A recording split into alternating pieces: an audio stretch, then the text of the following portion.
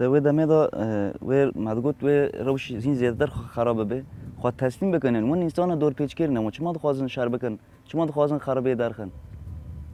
یعنی اگر کوم تسلیم نبیجی ونه همی وارن کشتن و دمه جمع جی دنا وان دابن یعنی ام وک گروپ اک چون نا وان کوش بکو ام آگاهی بدن وان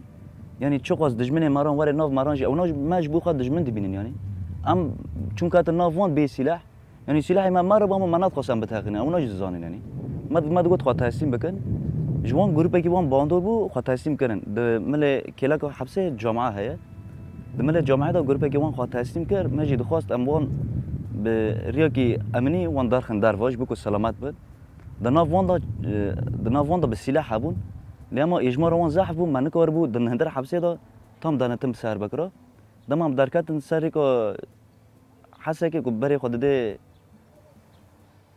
هندره باجیر لسر ویره که ما باند کن ما گو خاطر تسلیم بکن راحت بن امنیزی و نابن اما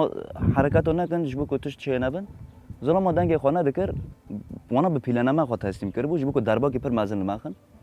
دما کل سر کرد ماشین امنیزی پیشو ما جهوال هبون ما گفتم میوان تسلیم هوال بکن و اگر سر کاری خود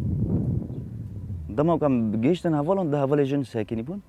ما گفتم تسلیم بکن و اگر سر کاری خود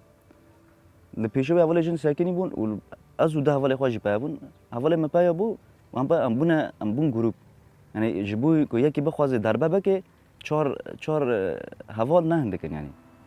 ام بون هدف وانا دوی دمه دا جناف وان درکد ام دربه کرن ام ترمه کرن از دور دا دوی دمه دا هاتم برین دار کرن و دمه کدام المدا ملی مدا داد پشتام را درکد از فلج بوم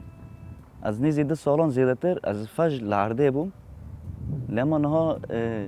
شخواب 5 سال نیزی 5 سال بونه از وی دمه حتی 2 سالان فلج بوم یعنی نگه من نیم بون اینها روش منی تندرستی ام دکارم بیجم پیچه که باش بویه ام شخوار سر عکازان ام دکارم به ماشین یعنی ام جیان آخوا بردوام دکن